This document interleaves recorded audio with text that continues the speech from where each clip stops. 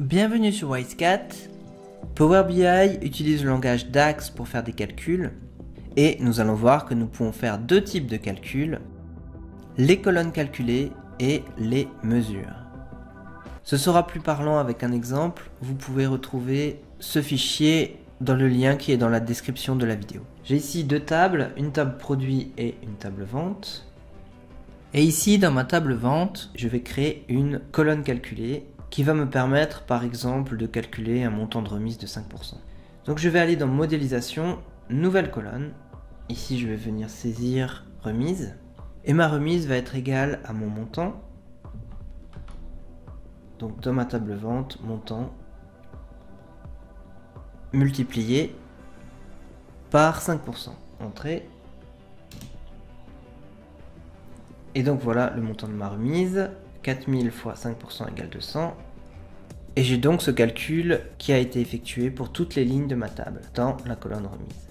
Présent, si je retourne dans mon rapport, je vois ici la colonne remise qui est dans ma table vente. Et je peux visualiser par exemple le montant de mes ventes et de mes remises par produit. Donc je vais sélectionner le nom de mes produits, les ventes et les remises. Je vais simplement aller dans format et augmenter un peu la taille de ma police.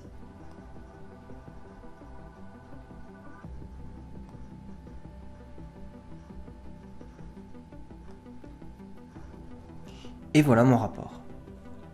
Je vais retourner dans ma table des ventes et cette fois je vais vouloir calculer mes ventes moyennes. C'est-à-dire que je vais utiliser une formule qui va faire une agrégation de mes données. Dans ce cas, je ne vais pas vouloir faire une colonne calculée, puisqu'une colonne calculée va effectuer un calcul sur l'ensemble de mes lignes, une par une. Dans le cas de ce calcul de moyenne, je vais utiliser une mesure. Pour cela, dans Accueil, je vais aller dans Nouvelle mesure.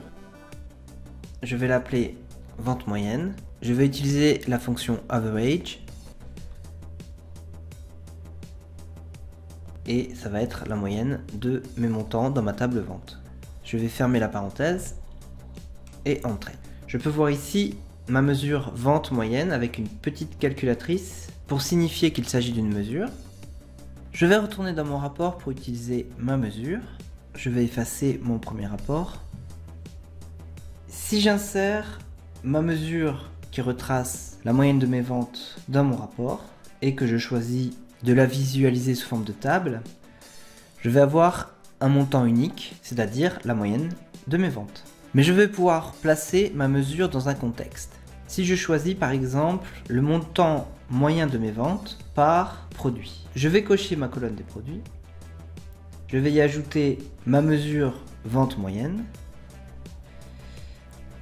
et voilà mon rapport qui retrace la moyenne de mes ventes par produit. Et j'ai bien sûr un total de 2970,32 qui est la moyenne de mes ventes. Même chose si je veux la moyenne de mes ventes par gamme. Donc je vais sélectionner la gamme de mes produits. Donc j'ai trois gammes, accessoires, luxe et standard. Et je vais sélectionner ma mesure.